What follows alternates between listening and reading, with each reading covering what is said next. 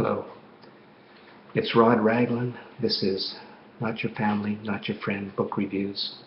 Book reviews without a conflict of interest. I'm not paid for these reviews. I don't swap these reviews with other authors. I'm not your family, not your friend. You can't guilt me into giving you good reviews. These reviews are honest. I hope they're constructive, but still they're one person's point of view. Today it's War Kids by HK Lawson.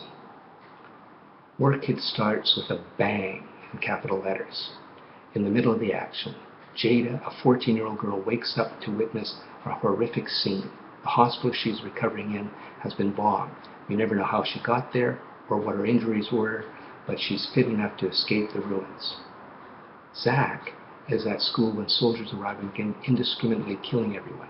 He manages to escape as well. So starts the individual journeys of Jada and Zach through war-torn modern-day Syria to try to reunite with their families. Author HK Lawson has picked a contemporary theme and packaged it with an excellent cover, but unfortunately her writing is not up to task. Very early on, the author's inexperience becomes apparent. She uses capital letters like bang to indicate gunshots. Thud, thud, thud is the sound of heavy boots. Rather than find appropriate descriptive words and images, she resorts to capitalization and punctuation.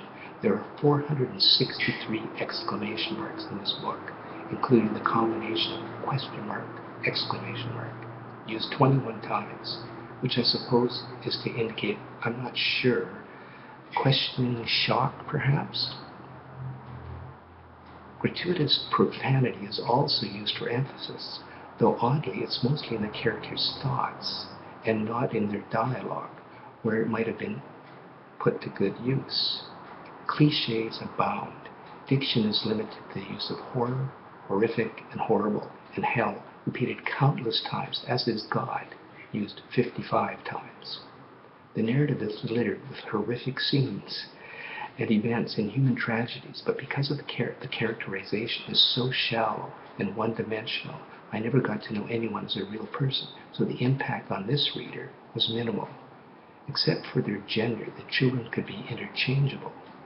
They're all good, virtuous, brave. The soldiers are all bad, evil, cowards.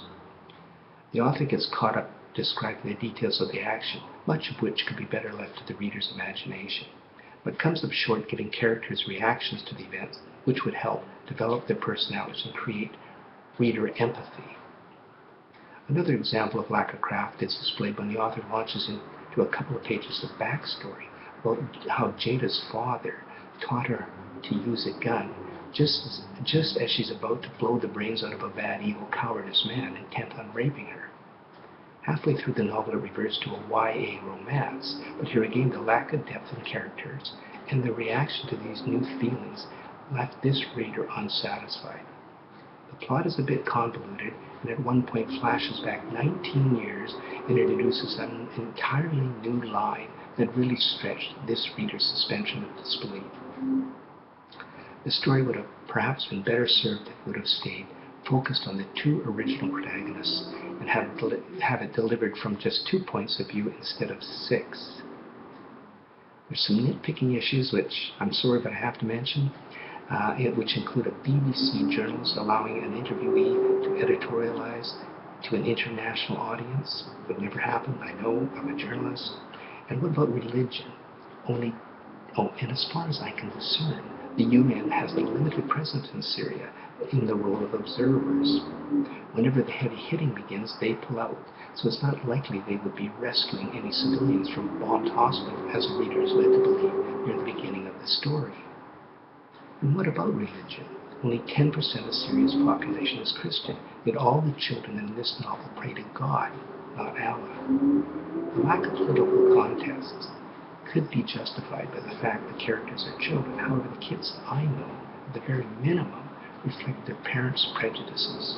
I think the lack of understanding of the situation may have more to do with the absence of research into the issue.